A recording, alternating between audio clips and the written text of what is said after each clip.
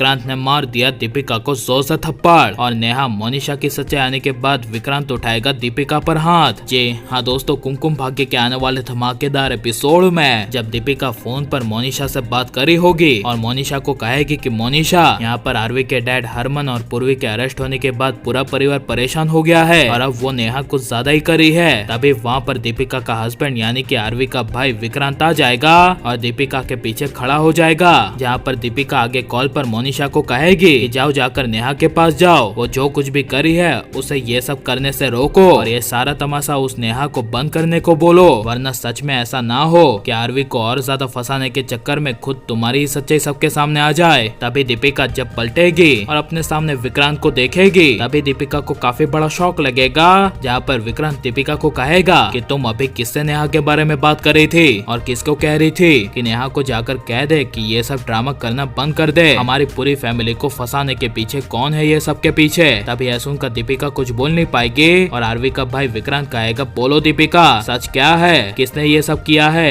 और मेरे भाई आरवी को फंसाया है। हमारे पूरे परिवार की इज्जत मिट्टी में मिल गई है, पूरे शहर में पूरी दुनिया में फैल चुका है कि आरवी, पूर्वी और डैड अरेस्ट हो चुके हैं और अब तो हमारी कंपनी के शेयर्स भी गिरते जा रहे हैं। इसलिए दीपिका बता दो, हमारी फैमिली को फंसाने वाले को तुम जानती हो तो मुझे अब उसका नाम बताओ और वो भी कैसे भी करके। तभी दीपिका विक्रांत को घुमाने की कोशिश करेगी और विक्रांत को कहेगी कि मैं आरवी पुरी को जेल से बाहर निकालने के लिए और जेल से छुड़ाने के लिए एक एजेंट से बात कर रही थी और ये कह रही थी कि नेहा के पास जाकर वो कह दे अब वो ड्रामा करना बंद कर दे। जैसा सुनकर तभी विक्रांत कहेगा बस दीपिका, मुझे घुमाना बंद करो, ये कोशिश मेरे डैड और पूर्वी ऑलरेडी कर चुके हैं, तुम उस लड़की के साथ कुछ और ही बात कर रही थी। तभी दीपिका मोनिशा के बारे में विक्रांत को नहीं बताएगी और दीपिका विक्रांत को कहेगी कि मैं सच कह रही हूँ, तुम्हारी कसम। ये झूठ कहने पर आरवी के भाई विक्रांत के गुस्से का पारा बढ़ जाएगा और विक्रांत जोर से दीपिका को थप्पड़ मारने के लिए अपना हाथ उठा देगा और चिल्लाकर कहेगा दीपिका। तभी विक्रांत के दादा दादी विक्रांत के कमरे के बाहर आ जाएंगे और विक्रांत को कहेंगे कि पुत्र क्या हुआ और तू बहू पर हाथ क्यों उठा रहा है। तभी विक्रांत कहेगा अब चुप रहिए, हमारे बीच की बात है। जैसा सुनकर तभी दीपिका मन में डर जाएगी और तभी दीपिका दादा के पीछे आकर छुप जाएगी, जहाँ पर विक्रांत दीपिका की सच्चाई लाते हुए कहेगा